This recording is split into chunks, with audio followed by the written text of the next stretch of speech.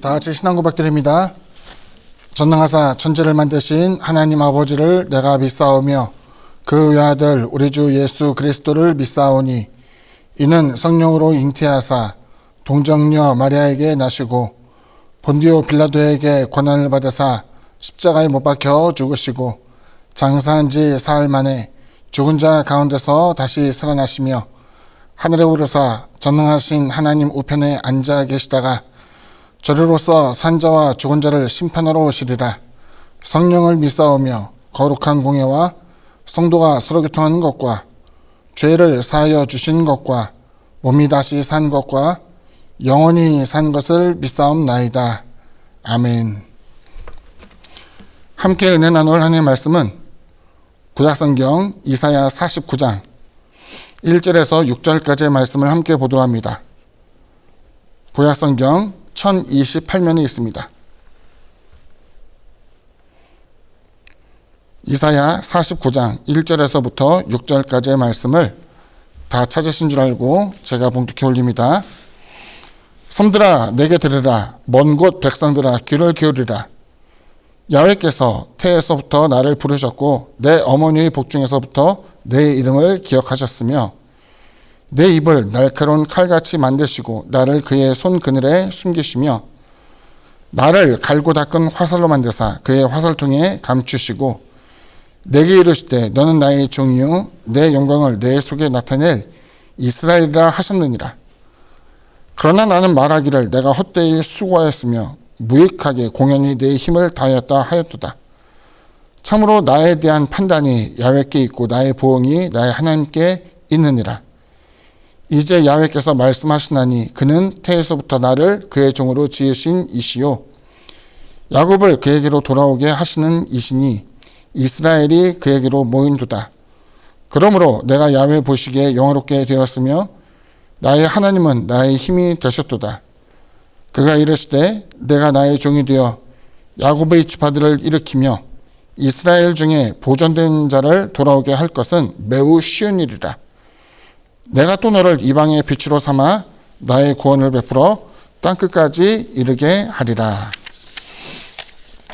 자, 오늘 본문을 중심으로 해서 야훼의 종 두 번째 시간으로 함께 은혜를 나누고자 합니다. 야훼께서 나를 부르셨다라는 그 표현은 전적인 하나님의 의지 혹은 하나님의 주권에 달린 것을 이제 이야기하게 됩니다. 특이한 것은 여기서 내 어머니 복중에서라는 표현이 나오죠. 여기서는 아버지가 등장하지 않습니다. 그래서 우리가 상상하기로는 그리스도 예수의 동정녀 탄생에 대한 것을 떠올리기도 합니다. 하지만 예레미야를 택하실 때에도 비슷한 장면이 나오기도 하죠. 그렇기 때문에 여기서 보여지게 된 것은 그 아버지의 역할, 다시 말하면 아버지의 그 선택에 대한 것을 신적인 부르심으로서 표현된 것으로 이제 생각하기도 합니다. 여기서 이제 단련시켜서 그를 화살로 만드셨다라고 하는데 전통적으로 이제 성경에서 보여지게 되는 활과 화살은 하나님의 무력 혹은 전사의 무기로서 이해되는 것으로도 보여줍니다. 칼과 화살은 전사의 무기이기도 하죠. 그래서 근거리 혹은 원거리에 대해서 사용되어지는 것을 이제 우리는 잘 알게 됩니다. 여기서 보여지는 주의 종의 모습은 좀 독특하죠. 이 사람은 예언자로서도 이해할 수 있겠고 혹은 제국의 왕으로서 표현될 수도 있습니다. 하지만 여기 3절을 보게 되면 나오게 되는 이스라엘은 표현이 나오기 때문에 이방인으로 보는 것은 사실은 수월하지 않고 매끄럽지 않은 것처럼 보이기도 합니다.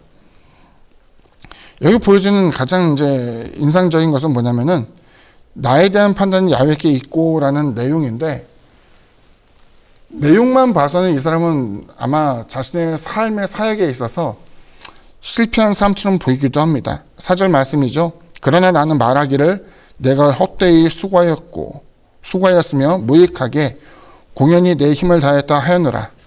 참으로 나에 대한 판단이 야훼께 있고 나의 보응이 나의 야훼께 있느니라 라고 표현되면서 그 사람의 여러 가지 일들에 대해서 낙담하고 혹은 이것이 보잘것없다고 하는 세상의 평가에 대해서 그가 얼마나 괴로운가를 보여주기도 합니다. 저는 이제 성경에서 이사야 또 예레미야 문서에 대한 선지자에 대한 내용을 이제 중요하게도 생각합니다만은 그래도 이제 선지자들의 대표격으로 이야기할 때에는 엘리야, 엘리사를 빼놓고 이야기하기는 좀 어렵습니다. 엘리야와 엘리사, 뭐 이사야서처럼 엘리야서, 뭐 엘리사서 이런 건 없잖아요. 이 사람은 이제 열왕기 그리고 역대기에 등장하면서 그 이스라엘 역사에서 이제 어떻게 표현되고 어떻게 활동했는가를 이제 보여주는 것 같은 사람이기도 합니다. 자, 그런데 그 문서 예언자와는 달리 이 사람들은 행동을 하는 사람이었지만 당시에 보게 되면 이 사람들은 굉장히 낙담하여서 괴로움 가운데 있던 사람이기도 했어요. 특히 이제 엘리야를 보게 되면 그는 하나님의 지시에 따라서 아합에게 찾아가 수년간 우로가 내리지 않을 것을 이야기하고 급히 피신을 하게 됩니다. 개울가에서 까마귀가 전달해주는 양식을 먹기도 하였지만 이내 곧 시내가 마르게 되면서 옆에 있던 시돈 지역으로 옮겨지게 되었고 그래서 3년 반 동안 그곳에서 기거하면서 비가 내리지 않는, 이슬조차 맺히지 않는 그 같은 환경에서 하나님의 때를 기다리게 되었어요.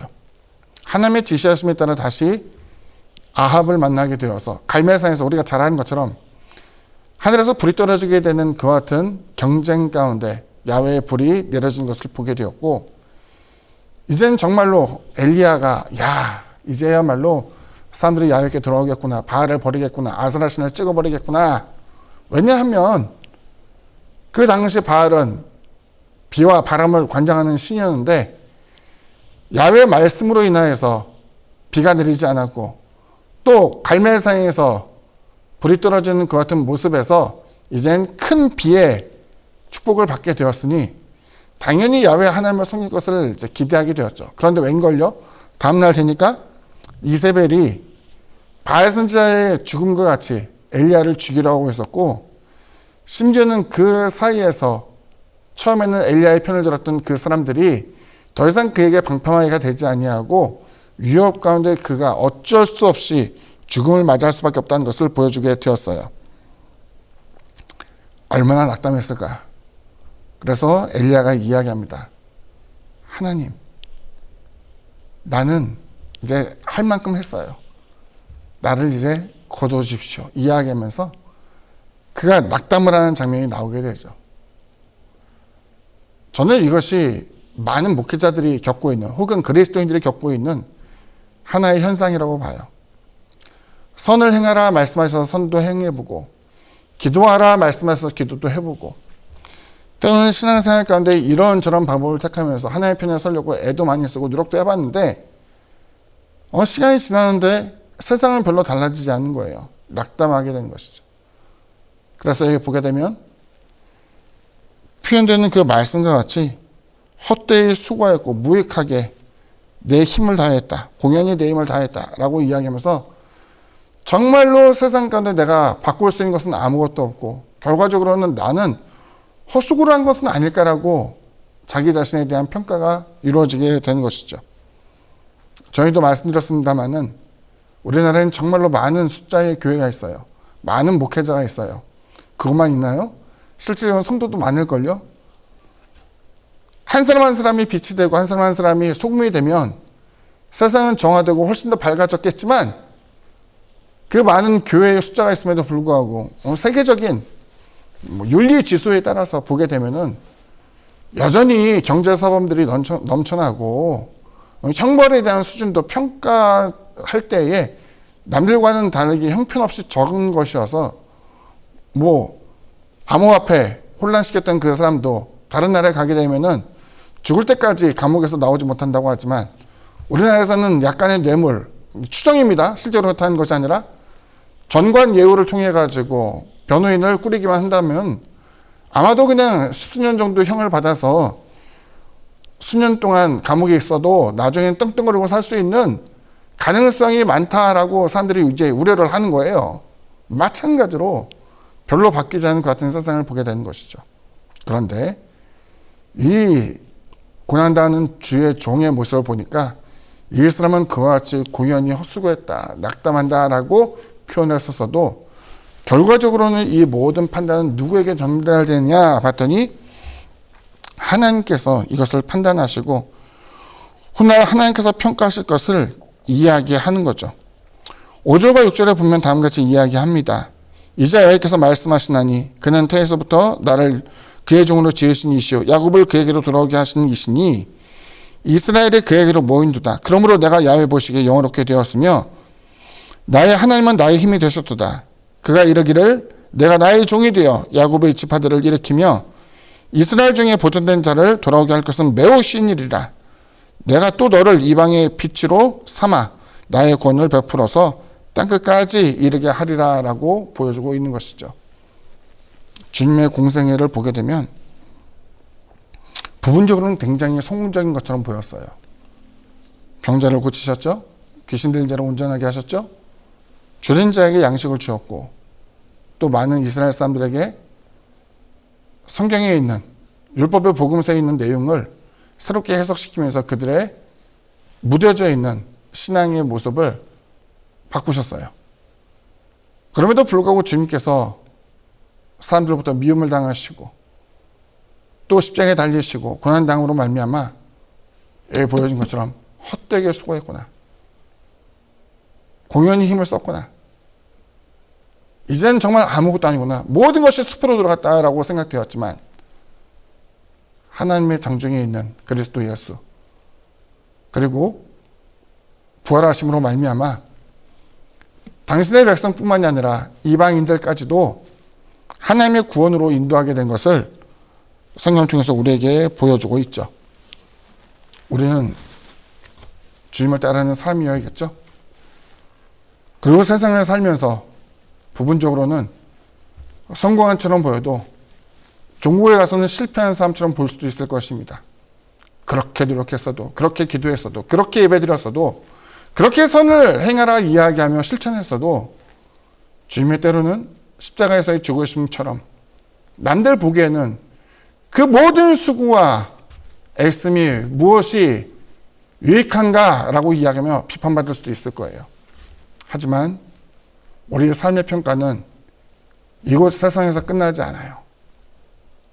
그리스도 예수 안에 있는 우리는 주님의 부활하심과 같이 우리에게도 영원한 부활을 말씀하고 있고 세상에서 조롱받고 비난받는다 할지라도 종국에 가서는 그 가운데 하나님이 주시는 영원한 생명으로서 우리의 삶이 새롭게 조명되고 평가될 것을 우리에게 보여주고 있죠. 우리 역시도 그 고난 속에서 우리와 함께하는 사람들의 구원을 앞당기게 되는 그와 같은 썩어지는 미랄의 소명을 다할 수 있게 되기를 바라고 더 나아가 이방 사람들까지도 구원으로 인도했던 주님의 모습을 본받아 아직은 예수를 모르고 하나님의 은혜를 경험하지 못한 사람들까지도 우리의 말과 행실을 통하여서 은혜의 가교를 놓을 수 있게 되기를 주님의 이름을 부탁을 드립니다. 오늘 본문을 상고하며 우리가 다시 한번 세상 가운데 낙담한 일이 많이 있다 할지라도 그 가운데 함몰되지 아니하고 하나님의 평가를 고대하며 또 주님의 모습, 승리하신 예수의 모습을 떠올리면서 신앙의 길을 옳게 살아가는 저와 여러분 되기를 주님의 이름으로 부탁을 드립니다. 기도합니다. 사랑해 주님 감사합니다. 주님께서 공생의 사역 가운데 주님이 얼마만큼 큰 위대한 업적을 이루셨는가를 또한 보기도 하고 그럼에도 불구하고 사람들로부터 미움을 받아 골고다 십자가에서 그와 같이 죽으심을 맞이하게 된 것을 우리는 보게 됩니다. 모든 사람은 헛되다라고 이야기했지만 하나님께서는 그 죽음을 헛되게 보지 아니하시고 그 죽음을 통해서 모든 인류의 죄와 허물을 사하시며 또 주님을 믿는 모든 이들에게 하나님의 자녀가 되는 놀라운 구원을 약속하여 주었습니다. 그 희생과 고생을 우리가 또한 본받아 우리의 삶에 있어서 여전히 주님의 가르침과 말씀 가운데 살아갈 수 있는 자들이 되게 하여 주시고 하나님께서 우리에게 주시는 약속의 말씀 이것을 우리의 지표로 삼아 낙담하지 아니하고 정말로 하나님이 주시는 영생 가운데 정말로 동참하고 또 하나님의 영광을 위해서 애를 쓰며 하나님의 선한 영광의 도구로서 사용되어지는 우리가 될 수 있도록 주장하여 주옵소서.